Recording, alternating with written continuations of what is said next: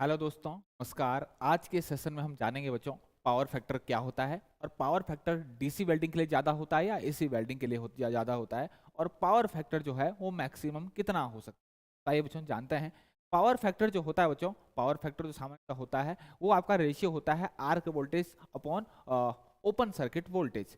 Arc voltage short circuit voltage जिसको बोल सकते हैं, जिस दौरान आपने आर्क प्रोड्यूस करी, आर्क स्ट्रक्ट करी, अपॉन ओपन सर्किट वोल्टेज जो आपको ट्रांसफार्मर के बाद जो आपको वोल्टेज मिला, उस वोल्टेज का आपका अगर रेशियो बोला जाए तो ये पावर फैक्टर कहला जाता है।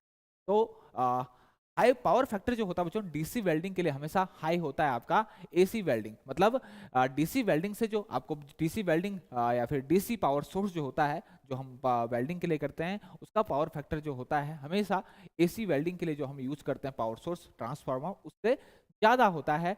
तो पावर फैक्टर की अगर मैं बात करूं तो डीसी वेल्डिंग के लिए 0.6 से 0.7 जनरली हम आपका जो है होता है, और एसी वेल्डिंग की अगर बात करें तो 0.3 से 0.4 आपका एसी वेल्डिंग के लिए होता है। रेजिस्टेंस वेल्डिंग के लिए बच्चों आपका पावर फैक्टर जो है कम होता है, 0.25 से लेकर 0.3 तक हम पावर फैक्टर यूज करते हैं। और ये मैक्सी पावर जो आपका पावर फैक्टर होता है जो मैक्सिमम 1 हो सकता है, मैक्सिमम 1 हो सकता है। और मैक्सिमम 1 का मतलब होगा आपका जितनी पावर आपकी आपको मिली उतनी आपकी कंज्यूम होगी, मतलब एफिशिएंटली आपने उतना जो है पूरी की पूरी जो पावर है वो कंज्यूम हो गई। आपका जितना भी आपको लोड मिला था उतना का उतना आपको सप्लाई आपका अच्छे से कंज्यूम हो गया, तो उसका मतलब जो पावर फैक्टर हो गया आपका वो 1 हो गया। तो 1 पावर फैक्टर जो है बहुत वन फैक्टर जो अचीव करना है बहुत डिफिकल्ट है।